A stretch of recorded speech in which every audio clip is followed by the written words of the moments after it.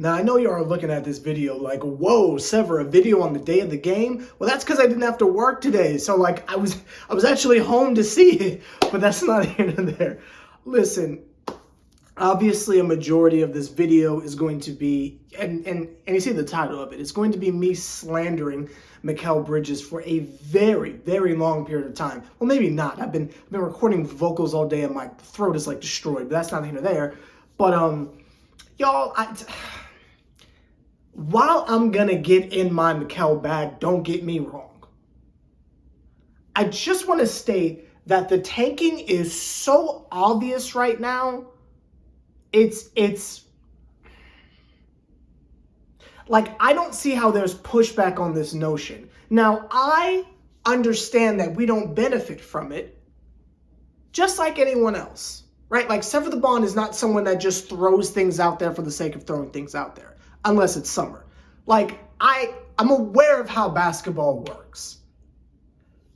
But I need y'all to understand that the Nets don't deal in logic. We are applying logic to the Nets organization. And I think that is what is causing not only a disconnect between us, you the viewer, and myself, Sever the Bond of Nets Republic, but it's also causing a little bit of frustration on y'all's part when you try to make sense of this season. I have said from the very beginning, we need to expect nothing. Now, there was a period of time where I started to take it back, but we were swiftly reminded that we need to expect nothing from this season and just enjoy the fact that the Nets are on TV, because all this next summer is going to be so long because we're not even going to make the playoffs. So really just take a second to enjoy and take it all in that we get to see Nets basketball, because we're getting really close to the WNBA season and the Nets, there will be no overlap. Let me tell you that, there will be no overlap. So just enjoy the fact that we get to watch Nets basketball and we're having a good time. In regards to the tanking, y'all, I want to know how it's possible that we get off to a 16-0 start. I'm talking about the Clippers had not scored a basket until we hit the 16-point mark. It was 16-0. The Clippers start to battle back, and then the bench comes in. And we all know that the bench is better than the starting lineup. That's not a secret. That's canon. That's factual. That's not a theory. That's not a dig. That's not a shot. That's not being shady. That is factual. And I'm sure there's some type of algorithmic number to back that up. I just don't care. I say all that to say I need someone to really take a moment to explain to me, how is it that when a team of literal future Hall of Famers and an alleged championship contender, granted, full of choke artists, but, you know, are going not even back and forth, but trying to battle back against our bench, not the starters, our bench. They are struggling to get the lead from Dennis Smith Jr., from Royce O'Neal, from Cam Thomas, from the bench, from Trenton Wappa. We don't even have Day'Ron Sharpe out there. Occasionally Claxton, but he would get in foul trouble a lot. But I'm saying our bench is holding off the freaking Clippers. Dennis Smith Jr. is getting into fights as usual, because I'm telling you, there is some type of weird tension between the Clippers and us. We talked about this in November, but there's some type of weird tension, and I can't put my finger on what it is, but that's not here nor there. But the second that the starters come in, we allow a 20-0 run. Now, Cam Thomas was back to his normal tricks of doing the impossible. Go look at the highlights. If it wouldn't get the channel taken down, I would literally just do highlight packages of all the shots that Cam Thomas hits. I mean, just working miracles out there, making something out of nothing. The starters come back in. We not only lose the lead, but we proceed to get blown out with 3 minutes left in the game. Sever, but how is that taken? How is that taken? Because Cam Thomas was still on the floor. Let me tell you. Let me explain something to you. For about 2 of those final 3 minutes, Cam Thomas was being froze out of the offense. Jacques Vaughn put in the sorriest cast of ball hogs we've ever seen on a basketball court, aka the Brooklyn Nets 2023-24 starting lineup. Spencer Dinwiddie tried to put on the Superman cape to no avail. Cam Johnson magically forgot how to hit layups again, as he was doing in the beginning of the game. Nowhere to be found. Claxton was getting froze out again, even though a majority of the game the Clippers were playing without a center, but nobody outside of the bench wanted to feature Claxton at all in the offense. I mean, just a clear mismatch. I don't understand why we wouldn't try to take advantage of that, but that's neither here nor there. Finney Smith, God bless him, when he was in there, he wasn't really doing much offensively, partially because he never gets the ball for some reason. And we'll get to Mikal in a second.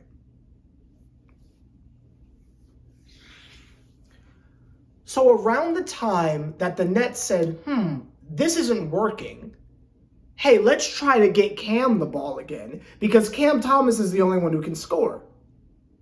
Jacques Vaughn takes him out of the game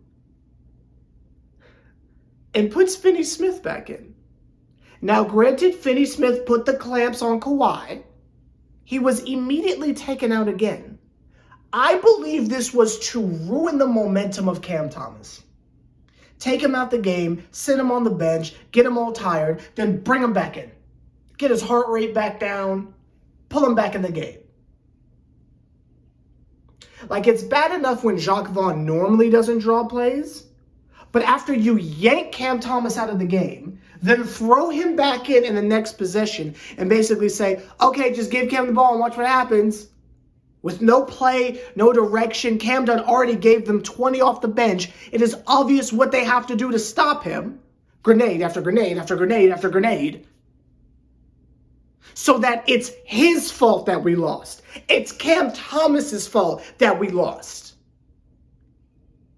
Now keep in mind while all this is going on, the literal star of the team, Mikal Bridges, is nowhere to be found. This man had 20 in the first half and ended with 24 points. And if it was 26, okay.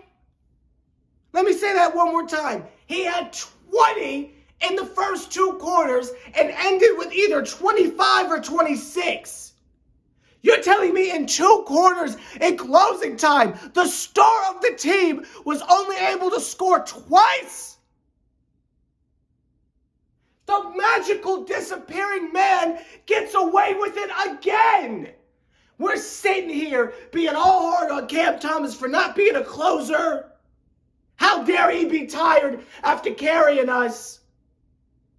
How dare he not be able to score on 4 Hall of Famers at once? How dare he not be able to ISO us to a victory over James friggin' Harden, Kawhi Leonard, Paul George, and Russell Westbrook? How dare he not be literal God on earth? But Mikal gets away with being trash. How is he allowed to escape this criticism? He is the literal star of the team. How does he get away with this? With Cam Johnson, I expect that from him. Again, outside of nepotism and pure friendship, I don't understand why we gave him all that money. This is literally like the Patty Mills thing, where he was just on the team to be Ben Simmons' emotional support animal. Like we can play the Ben Simmons game all we want. We can play the Jacques Vaughn game all we want. We can blame the they're tanking game all we want. We can blame the why is Cam Thomas not starting game all we want. But what we're not going to do is let Mikal Bridges get away with being overrated. We're not going to do it. I won't allow it. Trust me, I want to sit here and talk about Cam Thomas every video too. I want to sit here and talk about how amazing Claxton is too. I wanted to have a whole segment of the video of how it seems like Cam Thomas and Claxton are back on the same page and they're friends again. And I was really excited about it. But I can't because I'm sitting here trying to mentally process how we are up 20 and then in 3 minutes don't score a single bucket. Again, I wanna talk about Jacques Vaughn just standing there letting it happen.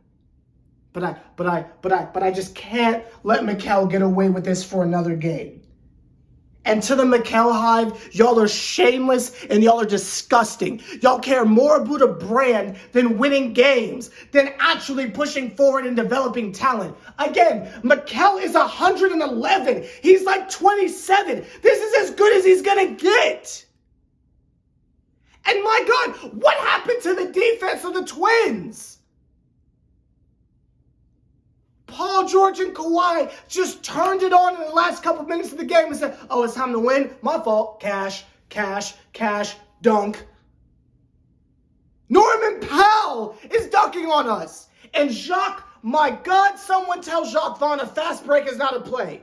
Someone tell Jacques Vaughn the fast break is not a play.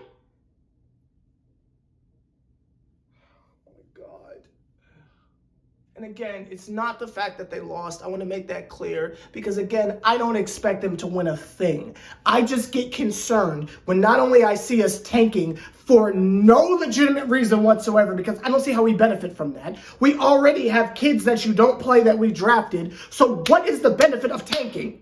And I hear this class is trash anyway. So what is the benefit of tanking? And number two. I'll save the justice for Cam Thomas thing for another video. How is Mikal Bridges getting away with being this garbage?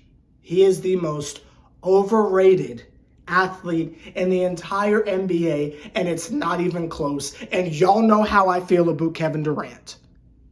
He is the most overrated, overhyped star we have in the league. I don't know what made him so marketable. Is it the stupid little dance? And again, did you hear what 90% of the commentary was with a new brainwashed Sarah Kustok straight from the basement of Barclays and Noah Eagle, Iron's son or whoever? Make sure you go on to that social media and the TikTok to see Mikal Bridges rating his teammates' imitation of his celebration.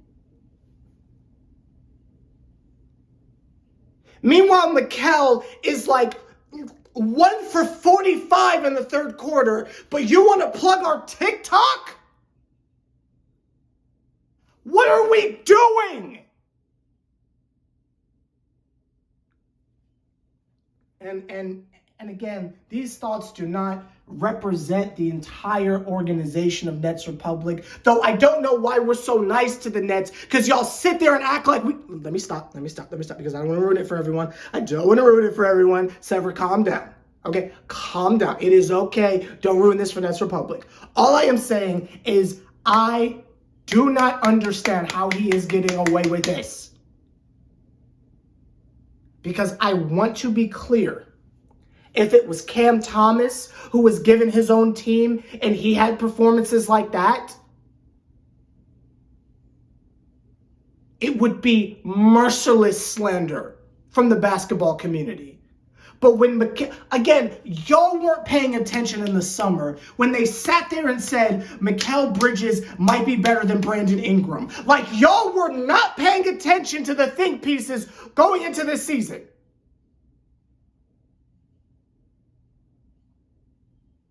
They were saying that he's better than Brandon Ingram.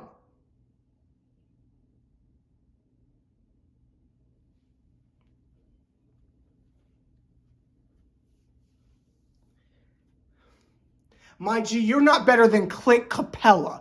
Like, what is going on? I think he is, again, and I have said this since we traded for him, I think he is a great role player. That's all he's ever gonna be, and that's all he is. He is a great role player. Not everyone can be the main character. Yeah, Krillin got the Destructo disc, and it's really cool, but he'll never be Goku. Yeah, Gohan was doing his thing in the Cell games, but he'll never be Vegeta.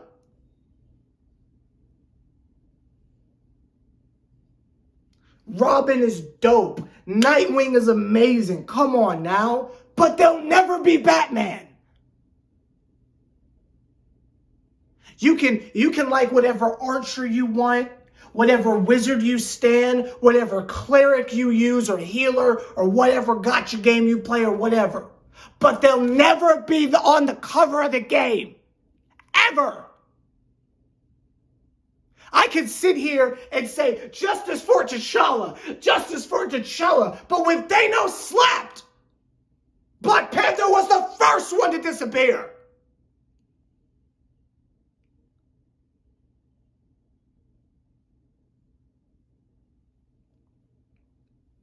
You can average 30 points a game in another country. But Chris Bosh was still Chris Bosh in Miami.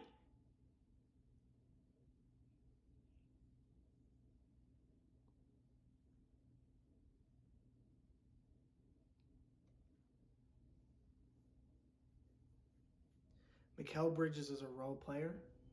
Cam Johnson is garbage. Spencer Dinwiddie is... I was trying to defend him for so long, but he thinks he's Damian Lillard, and it's just... It's giving such delusion. I can't even... I can't with Spencer. I cannot with Spencer Dinwiddie. I don't understand how you can watch how incredible Dennis Smith Jr. And yes, he can't shoot to save his life, but he's got the layup package back. I don't know what's happening with his dunk attempts, but again, the defense, the hustle, the grit, the assists, the layups. I don't know how you can see Royce O'Neal make impossible shots off the top of the backboard. Like, if he's not hitting his threes, he's doing a million other. I don't know how you can see Cam Thomas doing what he's doing and he's taken out of the starting lineup. I don't understand. And most importantly, I do not understand how we as a community are allowing Mikal Bridges to be this garbage and he's not getting slander. But if Cam Thomas doesn't shoot at least 70% from the field coming off the bench, we got to slander him. Think about that.